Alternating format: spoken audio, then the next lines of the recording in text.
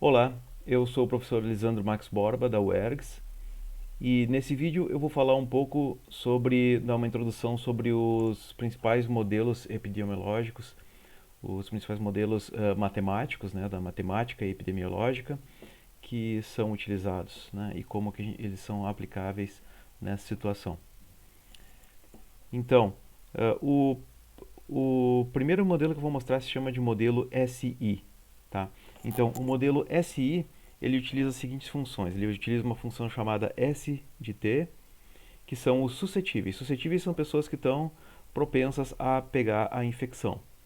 E são os infectados. Então, são as pessoas que possuem o patógeno, possivelmente exibem sintomas e podem infectar outras pessoas. Tá?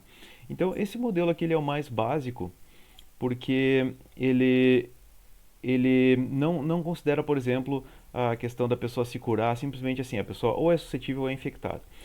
Esses modelos em gerais, todos os modelos que eu vou falar aqui nesse vídeo, eles são uma categoria de modelos que são chamados de modelos compartimentais, porque eles dividem a população em compartimentos. Então aqui as pessoas estão divididas em dois compartimentos, das suscetíveis e das infectadas. Daqui a pouquinho vai ficar, os compartimentos vão aparecer visualmente aqui, para a gente ter uma ideia melhor. Ok. Tem-se algumas uh, suposições que se fazem para se montar esses modelos que simplificam bastante, né? E, por exemplo, assume-se que a população é toda homogênea e também que ela é contínua. O tamanho da população, o número de infectados, ele é contínuo ao longo do tempo, né? Então, uh, isso para uma população pequena pode ser meio complicado, né? Porque às vezes a gente tem um infectado, depois tem dois, a gente não tem 1,8 infectados, né? Mas nesse modelo a gente assume que isso pode acontecer, né?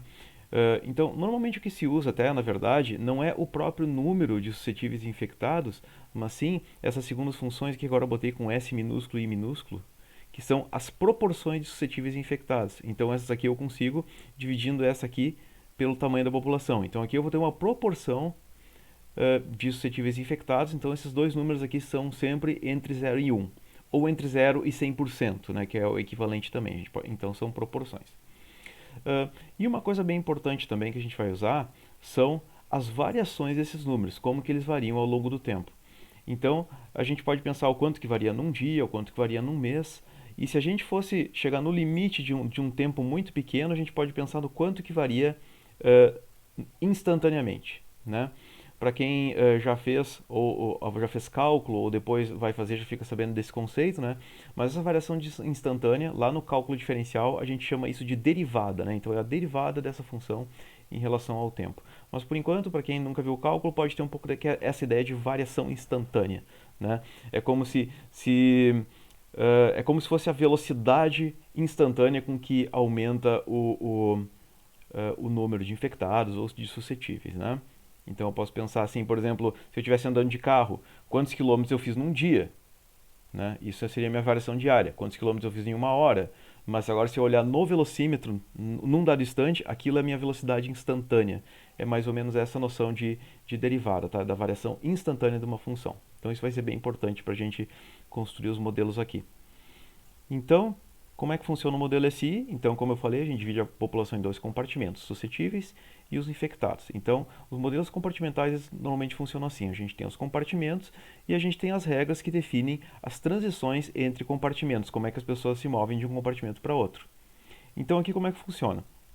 Antes de eu explicar as equações aqui, deixa eu explicar mais ou menos a lógica que está por trás disso aqui. Então, o que acontece? Quando uma pessoa está infectada, Uh, como é que pode variar o número de infectados, né?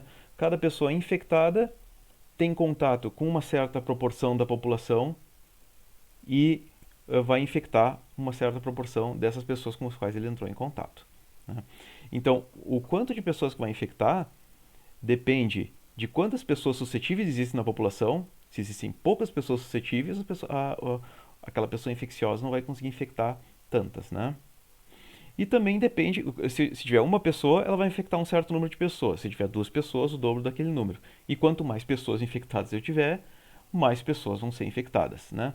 Então a gente pode ver que como varia o número de infectados depende tanto do número de suscetíveis, porque quanto mais suscetíveis, mais pessoas podem ser infectadas, E depende também do número de infectados, porque quanto mais pessoas infectadas estiverem, mais pessoas elas vão infectar no resto da população, né?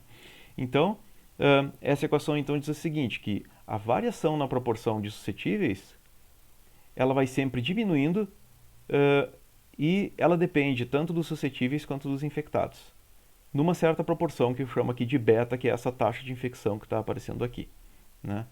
Então, os suscetíveis variam com essa taxa, então diminuem, então por isso o sinal negativo, e os infectados aumentam com essa mesma taxa. Por que eu tenho só dois compartimentos, né? Então é bem fácil de ver aqui.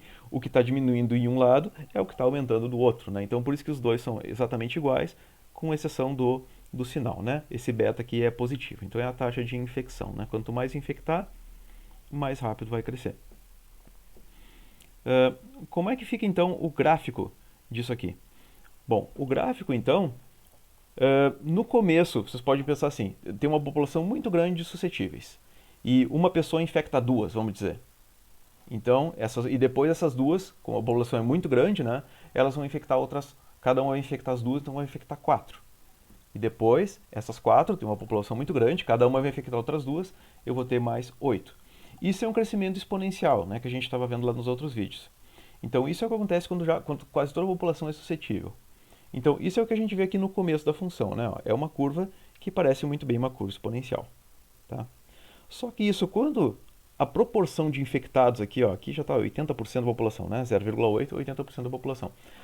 Quando já uma grande parcela da população está infectada, então aí o crescimento exponencial já não se caracteriza tão fortemente. Por quê? Porque eu diminui o número de suscetíveis. Então eu já não tenho mais tantas pessoas disponíveis para infectar.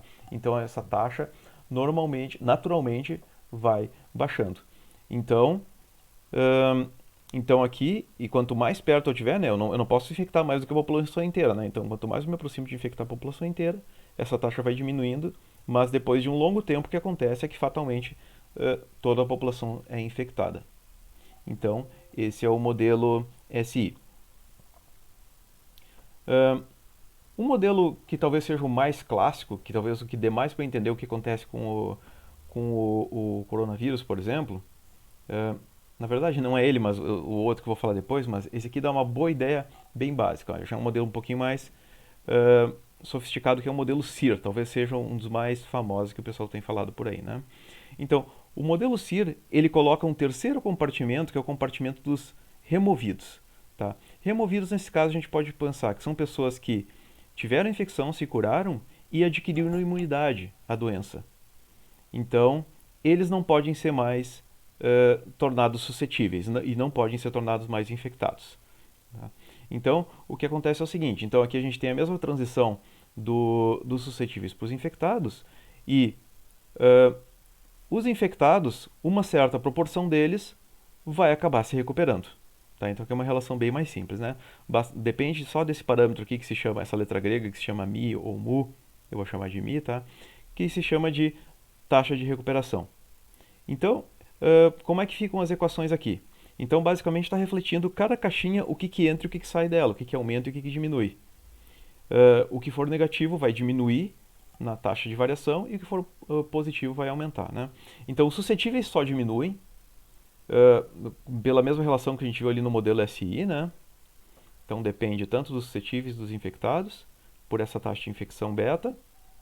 Agora, os infectados, eles aumentam nessa proporção, mas também eles perdem um pouco da proporção deles para o compartimento dos removidos. Então tem esse termo aqui, né? Menos mi vezes a proporção de infectados, né? E os removidos, eles só recebem, né? Então eles só aumentam. Então a taxa de variação dele aqui é positiva, né? E é só uma proporção dos infectados, tá? Então vocês viram que, né, basicamente para montar esse modelo aqui isso se chama aqui, então é um sistema de equações diferenciais, né? Então, basicamente para cada variação aqui, eu vejo quais são as setinhas que estão entrando, quais são as setinhas que estão saindo do compartimento, para dizer o que está ajudando aquele compartimento a aumentar de quantidade ou para diminuir de quantidade. Como é que fica então o gráfico do SIR? Então, o gráfico do SIR, o que acontece?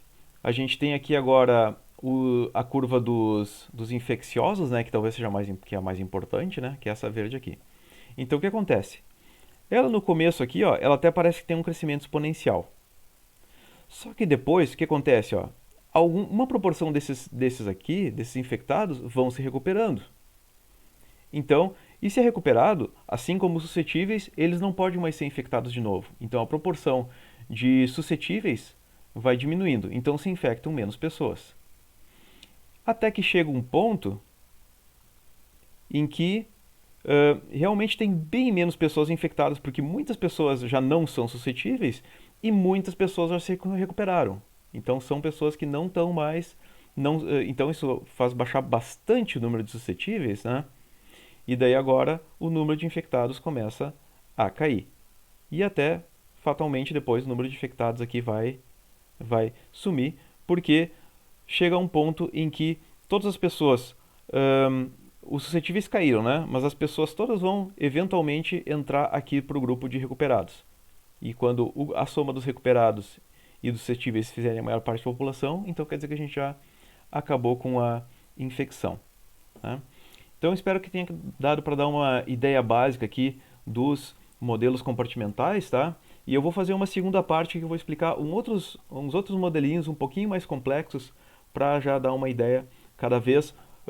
Então a gente construiu modelos cada vez mais complexos e como eles podem nos ajudar então a entender como que é a evolução da epidemia.